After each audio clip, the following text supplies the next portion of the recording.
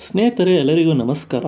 ಈ ಒಂದು ವಿಡಿಯೋದಲ್ಲಿ ನಮ್ಮ ಭಾರತದ ಶ್ರೇಷ್ಠವಾದಂತಹ ಒಂದು ಪವರ್ಫುಲ್ ಡಿಫೆನ್ಸ್ ಸಿಸ್ಟಮ್ಸ್ ಬಗ್ಗೆ ಮಾತಾಡೋಣ. ನಮ್ಮ ಭಾರತದ ಒಂದು ಪವರ್ಫುಲ್ ಡಿಫೆನ್ಸ್ ಸಿಸ್ಟಮ್ ಅಂತ ಅಂದರೆ ಅದು S-400. ಈ S-400ನ ಭಾರತದ ಸುದರ್ಶನ ಚಕ್ರ ಅಂತ ಕರೀತಾರೆ. ಸುದರ್ಶನ ಚಕ್ರ ವಿಷ್ಣುವಿನ ಅತ್ಯಂತ ಶಕ್ತಿಶಾಲಿಯಾದಂತಹ ಆಯುಧ. ಅಂದರೆ ಆ ಸುದರ್ಶನ ಚಕ್ರಕ್ಕೆ ಶರಣಾಗದೆ ಇರೋರು ಯಾರೂ ಕೂಡ ಇರೋದಿಲ್ಲ. ಅದು ಒಂದು ಸತಿ ಅದರ ಒಂದು ಪ್ರಯೋಗ ಮಾಡಿದರೆ ಶತ್ರು ಎಷ್ಟೇ ವಿಧ್ವಂಸಕವಾದರೂ ಸಹ ಆತನ ಅಂತ್ಯ ನಿಶ್ಚಿಂತ್ಯ. ಅಂದರೆ ಒಂದು ಸತಿ ಸುದರ್ಶನ ಚಕ್ರನ ಬಳಸಿದ್ರೆ ಶತ್ರು ಮಡಿಲೇಬೇಕು. ಅಂತಹ ಒಂದು ಶಕ್ತಿಶಾಲಿಯಾದಂತಹ ವಿಷ್ಣುವಿನ ಆಯುಧ, ಶ್ರೀಕೃಷ್ಣನ ಆಯುಧ ಈ ಸುದರ್ಶನ ಚಕ್ರ. ಭಾರತದ missile system advanced defence system ಆಗಿರುವಂತಹ S-400ಗೆ ಈ ಸುದರ್ಶನ ಚಕ್ರ ಅಂತ ಭಾರತ ಹೆಸರನ್ನು ಇಡುತ್ತದೆ. ಈ S-400ನ ಭಾರತ ದೇಶವು ರಷ್ಯಾ ದೇಶದಿಂದ ಖರೀದಿ ಮಾಡುತ್ತದೆ. ರಷ್ಯಾ ದೇಶದಿಂದ ಖರೀದಿ ಮಾಡಿದ ತಕ್ಷಣ ಕೂಡ ಅವರಷ್ಟು ಸುಲಭವಾಗಿ ತಗೊಳ್ಳೋಂಥ ಪರಿಸ್ಥಿತಿ ಇರಲಿಲ್ಲ. ಯಾಕೆ ಅಂತಂದರೆ ಈ ವಿಶ್ವದ ದೊಡ್ಡಣ್ಣ ಅಂತ ಈ ಅಮೇರಿಕ ದೇಶ ಏನಿದೆ, ಇದು ಭಾರತವನ್ನು S-400 ಖರೀದಿ ಮಾಡಲು ಬಿಡುವುದಿಲ್ಲ. ಒಂದಷ್ಟು ರೆಸ್ಟ್ರಿಕ್ಷನ್ಸ್ನ ಹಾಕ್ತಾರೆ. ಯಾಕೆಂದರೆ ಈ ಅಮೇರಿಕಕ್ಕೆ ಭಾರತ S-400ನ ರಷ್ಯಾದ ಬಳಿ ಖರೀದಿ ಮಾಡೋದು ಇಷ್ಟ ಇರಲಿಲ್ಲ. ಏಕೆ ಅಂತಂದರೆ ಅದಕ್ಕೆ ಒಳ್ಳೆ ಕೇಪಬಿಲಿಟಿ ಇತ್ತು S-400ಗೆ. ಆ್ಯಂಡ್ ಅಮೇರಿಕ ಏನಪ್ಪ ಅಂದರೆ ಒಂದು ಕಡಿಮೆ ಕಾಸಲ್ಲಿ ಒಂದಷ್ಟು ಬೇರೆ ವೆಪನ್ಸ್ನ ಇಂಡಿಯಾ ತಗೊಳ್ಳಿ, ಇಂತಹ ಒಂದು ಅಡ್ವಾನ್ಸ್ಡ್ ವೆಪನ್ ಡಿಫೆನ್ಸ್ ಸಿಸ್ಟಮು ಭಾರತಕ್ಕೆ ಸೇರೋದು ಇಷ್ಟ ಇರಲಿಲ್ಲ. ಸೊ ಒಂದಷ್ಟು ಅವರು ರಿಸ್ಟ್ರಿಕ್ಷನ್ಸ್ನ ಇಂಪೋಸ್ ಮಾಡ್ತಾರೆ. ಬಟ್ ಸ್ಟಿಲ್ ಭಾರತ ಅದು ಯಾವುದಕ್ಕೂ ಕೂಡ ಡೋಂಟ್ ಕೇರ್ ಅನ್ನೋದೇ ಖರೀದಿ ಮಾಡುತ್ತೆ. ಸೊ ಅವತ್ತು ಸ್ವಲ್ಪ ರಿಸ್ಟ್ರಿಕ್ಷನ್ಸ್ ಹಾಕ್ಸ್ತಾರೆ. ಬಟ್ ಸ್ಟಿಲ್ ಅಮೇರಿಕ ಏನಷ್ಟು ತಲೆ ಕೆಡ್ಸ್ಕೊಳ್ಳೋಕೆ ಹೋಗಲ್ಲ. ಯಾಕೆ ಅಂತಂದರೆ ಒಂದು ವಿಷಯ ಅಮೇರಿಕಕ್ಕೆ ತುಂಬ ಚೆನ್ನಾಗಿ ಗೊತ್ತಿತ್ತು, ಭಾರತ ಅಷ್ಟು ಸುಲಭವಾಗಿ ಯಾವ ಒಂದು ದೇಶದ ಹತ್ರನೂ ಜಗಳಕ್ಕೆ ಹೋಗಲ್ಲ. ಯೂಶಲಿ ಯುದ್ಧ ಅಂತ ಬಂದಾಗ ತನ್ನಷ್ಟಕ್ಕೆ ತಾನು ಕಾಳನ್ನ ಕೆತ್ಕೊಂಡು ಬೇರೆ ದೇಶದ ಜೊತೆ ಯುದ್ಧ ಹೋಗಲ್ಲ. ತೀರಾ ಅನಿವಾರ್ಯ ಸ್ಥಿತಿ ಬಂದರೆ ಮಾತ್ರ ಅದು ಯುದ್ಧ ಮಾಡುತ್ತೆ. ಬೇರೆಯವ್ರಿಗೆ ಸಪೋರ್ಟ್ ಮಾಡ್ಕೊಂಡು ಹೋಗಲ್ಲ. ತನ್ನಷ್ಟಕ್ಕೆ ತಾನು ಇರುತ್ತೆ.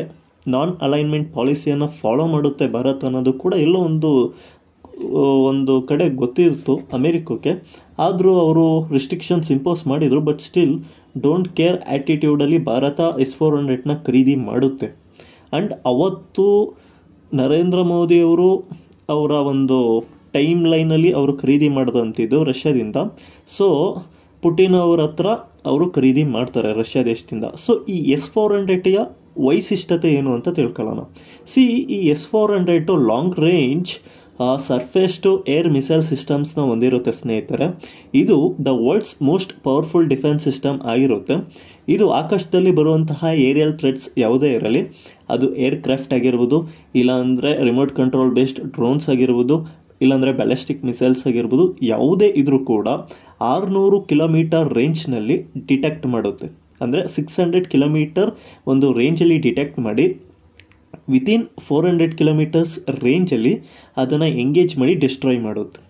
ರೀಸೆಂಟಾಗಿ ನಡೆದಂತಹ ಇಂಡಿಯಾ ವರ್ಸಸ್ ಪಾಕಿಸ್ತಾನ್ ಮ್ಯಾಚಲ್ಲೂ ಕೂಡ ಇಂಡಿಯಾ ವರ್ಸಸ್ ಪಾಕಿಸ್ತಾನ್ ವಾರಲ್ಲೂ ಕೂಡ ನೋಡ್ಬೋದು ಇದರದ್ದು S-400 ಎಂಥ ಅದ್ಭುತವಾದಂತಹ ಒಂದು ಬ್ರಿಲಿಯನ್ಸ್ ಅಂತ ನಾವು ನೋಡ್ಬೋದು.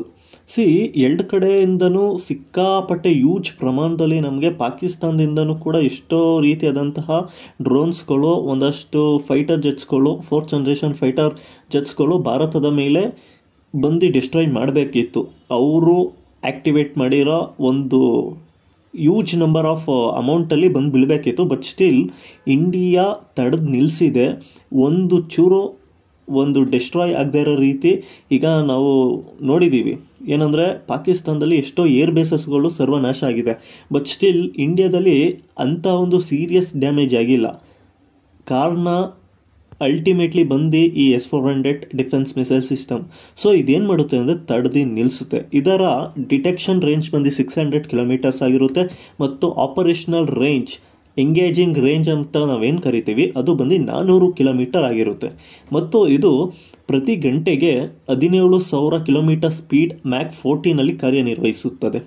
ಇದಕ್ಕೆ ಇಂಟಿಗ್ರೇಟೆಡ್ ಕಮಾಂಡ್ ಕಂಟ್ರೋಲ್ ಕೂಡ ಇರುತ್ತದೆ. ಒಮ್ಮೆ ಬಾರಿಗೆ ಸೈಮಲ್ಟೇನಿಯಸ್ಲಿ ಇದು 36 ಟಾರ್ಗೆಟ್ಸ್ನ ಕೌಂಟರ್ ಮಾಡುವಂತಹ ಒಂದು ಕೆಪಾಸಿಟಿ ಇದಕ್ಕಿದೆ. ಜೊತೆಗೆ ಇದು resistant jamming and counter stealth ಟೆಕ್ನಾಲಜಿಯನ್ನು ಹೊಂದಿದೆ. ಇದನ್ನು ಜಾಮ್ ಮಾಡೋದು ಅಸಾಧ್ಯ ಆಗಿರುತ್ತದೆ. ಮತ್ತು ಸ್ಟೆಲ್ತ್ ಟೆಕ್ನಾಲಜಿ ಇದ್ರೂ ಕೂಡ ಇದು ಒಂದು ಅದ್ಭುತವಾಗಿ ಕಾರ್ಯನಿರ್ವಹಿಸುವಂಥದ್ದು ಮತ್ತು ಮೋರ್ ರಿಲಯಬಲ್ ಆ್ಯಂಡ್ ಎಫೆಕ್ಟಿವ್ ಆಗಿ ಇರುತ್ತದೆ. ಇದು ಮಲ್ಟಿ ಟಾರ್ಗೆಟಿಂಗ್ ಟ್ರ್ಯಾಕಿಂಗ್ ಕೆಪಾಸಿಟಿ ಇದೆ. ಅಂದರೆ ಮಲ್ಟಿ ಟಾರ್ಗೆಟಿಂಗ್ ಅಂದರೆ ಏಕ ಬಾರಿ 36 ಟಾರ್ಗೆಟ್ಗಳನ್ನ ಪುಡಿ ಮಾಡುವಂತಹ ಒಂದು ಕಾರ್ಯದಕ್ಷತೆ ಇದಕ್ಕಿದೆ. ಇದು ಅರೈ ರೆಡಾರ್ ಸಿಸ್ಟಮ್ನ ಕೇಂದ್ರೀಕರಣ ಮಾಡ್ಕೊಂಡು AESA ಎಂದರೆ ಆಕ್ಟಿವ್ ಎಲೆಕ್ಟ್ರಾನಿಕಲಿ ಸ್ಕ್ಯಾನ್ಡ್ ಅರೇ ರೆಡಾರ್ ಟೆಕ್ನಾಲಜಿಯನ್ನು ಹೊಂದಿರುತ್ತದೆ. ಇದು ಒಂದು ಅದ್ಭುತವಾದಂತಹ ಒಂದು ಟೆಕ್ನಾಲಜಿ ಅಂತ ಹೇಳಿದ್ರೆ ತಪ್ಪಾಗಲ್ಲ. ಆ್ಯಂಡ್ ಇದು ರಷ್ಯಾ ಭಾರತಕ್ಕೆ ಒಂದು ಕೊಟ್ಟಿರುವಂತಹ ಗ್ರೇಟೆಸ್ಟ್ ಟೆಕ್ನಾಲಜಿಯಲ್ಲಿ ಒಂದು ಜಾಯಿಂಟ್ ಪಾರ್ಟ್ನರ್ಶಿಪ್ಪಲ್ಲಿ ಮಾಡಿರುವಂತಹ ಒಂದು ಅತ್ಯದ್ಭುತವಾದಂತಹ ಒಂದು ಈ S-400ನ ಖರೀದಿ ಮಾಡಿರುತ್ತೆ ಇದು ಭಾರತ. ಇದು ಒಂದು ಅತ್ಯದ್ಭುತವಾದಂತಹ ಡಿಫೆನ್ಸ್ ಸಿಸ್ಟಮ್ ಆಗಿರುತ್ತೆ. ಅಂದರೆ ತುಂಬ ಸ್ಟ್ರಾಂಗೆಸ್ಟ್ ಅಂತ ಹೇಳ್ಬೋದು. ಎಷ್ಟರ ಮಟ್ಟಕ್ಕೆ ಸ್ಟ್ರಾಂಗೆಸ್ಟ್ ಅಂತ ಅಂದರೆ ಫಿಫ್ತ್ ಜನರೇಷನ್ ಫೈಟರ್ ಜೆಟ್ನ ಕೂಡ ಕೌಂಟರ್ ಮಾಡುವಂತಹ ಒಂದು ಪವರ್ ಇದರಲ್ಲಿ ಇದೆ ಅಂತ ಹೇಳ್ಬೋದು. ರೀಸೆಂಟ್ಲಿ ಆಗಿರುವಂತಹ ಟ್ರೆಂಡ್ಸ್ ಏನಪ್ಪ ಅಂತಂದರೆ ಇಂಡಿಯಾ ಫ್ಯೂಚರಲ್ಲಿ ರಷ್ಯಾದ S-500 ಡಿಫೆನ್ಸ್ ಸಿಸ್ಟಮ್ನ ಕೂಡ ಖರೀದಿ ಮಾಡುತ್ತದೆ ಅಂತ ನ್ಯೂಸ್ ಬಂದಿದೆ. ಸೊ S-500 ಅದರ ಪವರ್ ಏನು, S-400ಗೆ ಈ ರೇಂಜಿಗೆ ಪವರ್ ಐತೆ ಅಂತ ಅಂದಮೇಲೆ S-500ಗೆ ಪವರ್ ಇನ್ಯಾವ ರೀತಿ ಇರುತ್ತೆ ಅಂತ